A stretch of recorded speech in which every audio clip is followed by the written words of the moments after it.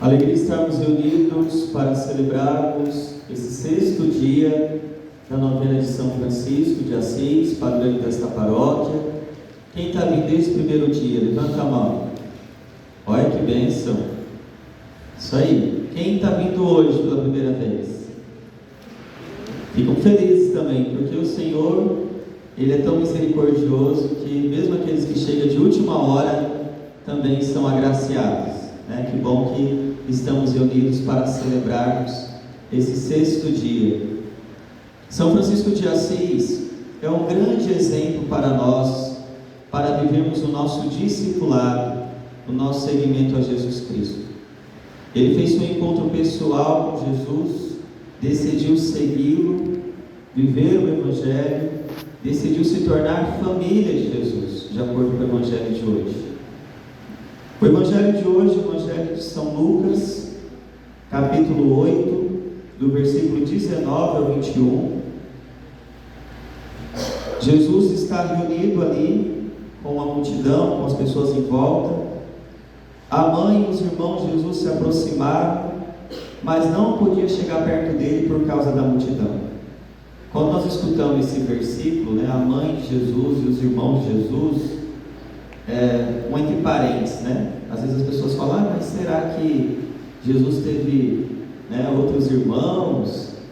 Às vezes os nossos irmãos não católicos usam esse evangelho para poder dizer isso. Mas nós sabemos, a professora de Bíblia está ali, mas nós sabemos que naquela época de Jesus, usava a palavra irmãos para familiares de Jesus, para primos, tios, Então era o contexto da época, de usar irmãos para aqueles que eram próximos, que eram familiares próximos. Então estava ali Maria e os familiares próximos de Jesus. Nós sabemos que Jesus não teve um irmão biológico, Maria e José não teve mais filhos, mas nós sabemos que ele tinha bastante familiares que estavam próximos a ele. Então Nossa Senhora, junto com os familiares de Jesus, vão ao encontro de Jesus, mas não consegue chegar perto dele por conta da multidão. Então anunciaram para Jesus: olha, a tua mãe e os teus irmãos estão aí fora e querem te ver. Parece que a resposta de Jesus soa até um pouco áspera, dura. A minha mãe e os meus irmãos são aqueles que ouvem a palavra de Deus e a põem em prática. Não é uma palavra dura. Jesus quis dizer que todos nós também podemos nos tornar família de Jesus, família dele, próximos a ele. Assim como Maria decidiu fazer da sua vida a vontade de Deus, assim como os discípulos também decidiram, depois do encontro pessoal com Jesus, seguir nosso Senhor, nós também podemos, e é sonho de Deus, que nós nos tornemos pessoas próximas a Ele, familiar a Ele, que Ele quer cear conosco na mesma mesa, quer sentar conosco, quer tocar a nossa vida, a nossa história. E no dia de hoje, o tema desse dia, que é um tema tirado da oração de São Francisco, hoje a novena nos convida a meditar: onde houver erro, que eu leve à verdade. Nós sabemos que a verdade tem um nome. A verdade é uma pessoa. O próprio Jesus se intitula como a verdade. Eu sou o caminho, a verdade e a vida. Então nós somos chamados a levar o próprio Jesus onde há situações de erro, mas movidos sempre com um desejo de ajudar o outro a fazer sua experiência com Jesus. Nós levamos Jesus ao outro, primeiro movido por um sentimento de compaixão. Nós sabemos que em alguns momentos do Evangelho, Jesus olha para a multidão e ele sente compaixão. Ele olha para as pessoas que sofrem e sente compaixão.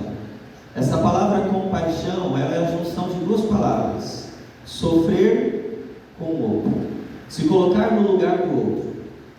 Eu levo a verdade a situações de erro, sou convidado a levar a verdade a situações de erro, não porque eu quero acusar o outro, não porque eu quero mostrar para os outros o erro do outro, mas é porque eu estou movido por uma compaixão. Eu quero ajudar o outro a fazer a sua experiência pessoal com Jesus, com a verdade. Nós temos que tomar cuidado, porque a tentação sempre bate à nossa porta de uma atitude de farisaísmo. Os fariseus, movidos por um pseudo desejo de dizer a verdade, de anunciar a verdade, eles apontavam o erro dos outros, condenavam os outros, ridicularizavam os outros, humilhavam os outros, oprimiam os outros, nesse pseudo desejo de anunciar a verdade. Cuidado, porque às vezes nós podemos ter esse mesmo comportamento. Faço um curso rápido de teologia pela internet, ou às vezes escuto uma pregação no Instagram, ou às vezes escuto algo e quero reproduzir isso sem caridade nenhuma, apontando o erro dos outros, condenando os outros ao inferno, humilhando os outros, como se eu fosse exemplo, como se eu fosse régua para medir a fé e a santidade dos outros. Esse não é o desejo de Jesus, e muito menos foi o desejo de São Francisco ao rezar essa oração, dizer: onde houver erro, que eu leve a verdade. São Francisco não queria apontar o erro dos outros, mas queria que as pessoas que estivessem no erro fizessem a sua experiência pessoal com Jesus, e a partir desse encontro abandonasse os erros da sua vida. Em primeiro lugar, eu sou convidado a levar a verdade, não é na vida do outro, é na minha própria vida. O Senhor nos convida, em primeiro lugar, levar a verdade do Senhor, iluminar a nossa vida, iluminar onde há erro, em primeiro lugar, na minha vida. Reconhecer que na minha vida também tem situações de erro, que precisam ser iluminadas pela verdade de Deus, que precisam ser iluminadas pelo próprio Jesus, a verdade do Pai. Reconhecer que dentro de mim há situações que eu preciso abandonar, para recomeçar uma vida de acordo com o projeto de amor e de misericórdia de Deus para mim. E aí sim, uma vez alcançado, iluminado por Deus, que eu possa também ser instrumento de graça na vida dos meus irmãos.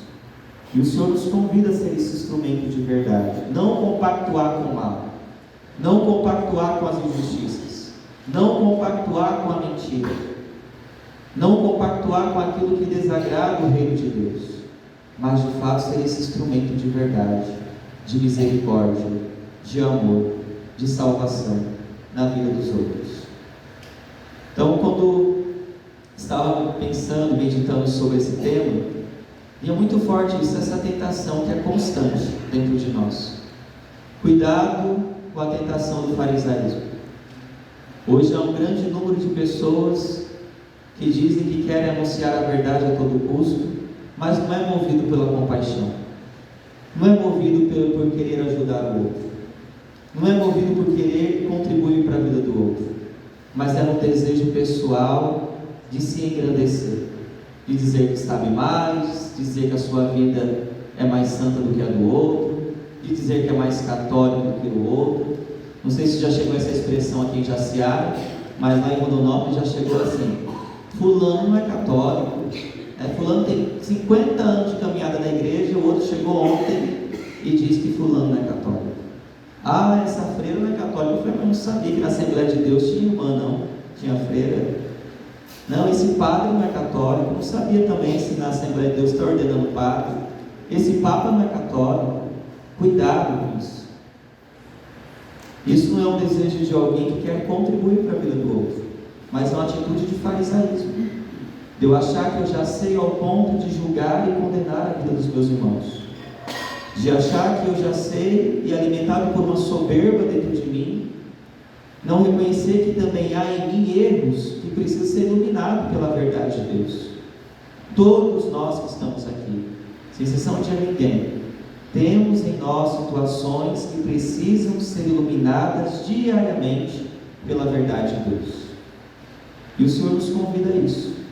Onde houver erro, que eu leve a verdade, a começar em mim, a começar em mim. E às vezes queremos que comece no outro, no marido, nos filhos, na esposa, na sogra, né? Mas a começar em mim.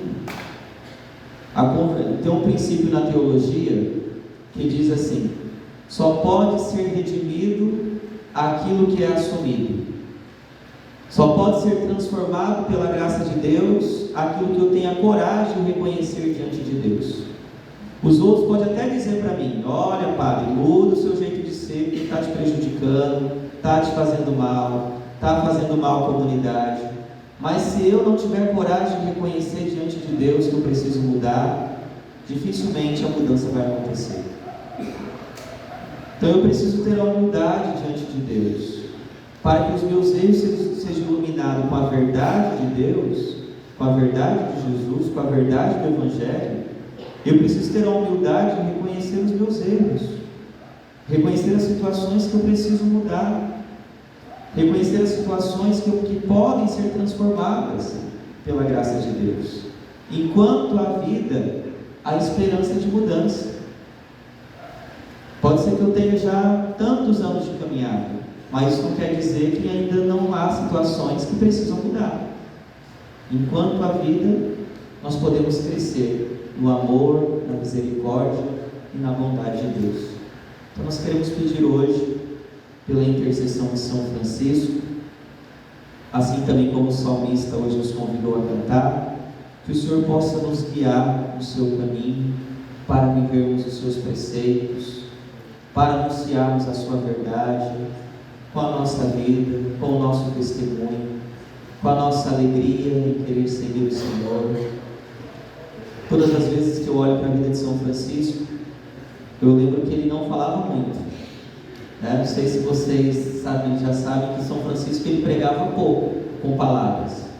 Não era alguém que falava muito do Evangelho, não era alguém que ia para as praças e falava muito do Evangelho, com palavras, mas ele falava muito com a vida, com as atitudes, com o exemplo.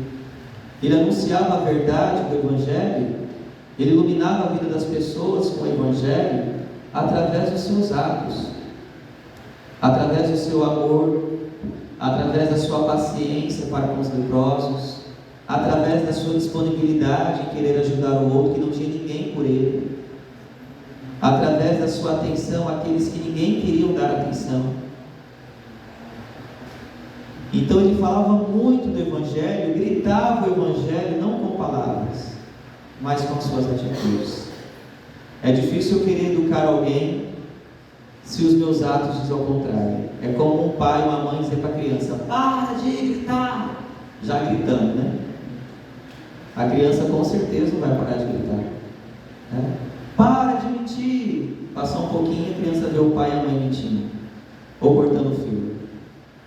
Então são os nossos atos, é o nosso testemunho, é a forma como nós vivemos a fé, que ajuda a iluminar também a vida das pessoas que estão à nossa volta. É fácil? Sim ou não? É difícil? É difícil, mas é possível, porque a graça de Deus nos ajuda a isso. Antes ser querer nosso, é a vontade de Deus. Isso foi possível na vida de São Francisco, e os santos eles servem justamente para isso, para nos mostrar que é possível. Eles não nasceram santos, eles se tornaram santos com esse desejo de querer ser melhor todos os dias, de viver uma vida iluminada pela graça de Deus. Nós queremos pedir ao Senhor que, iluminado pela Tua Palavra, que alimentados pela Tua Eucaristia, e que pela intercessão de São Francisco, que Ele possa iluminar os nossos erros, possa iluminar o nosso coração, as nossas ações, para anunciarmos com a nossa própria vida as alegrias do Teu reino. Louvado seja nosso Senhor Jesus Cristo, para sempre seja louvado.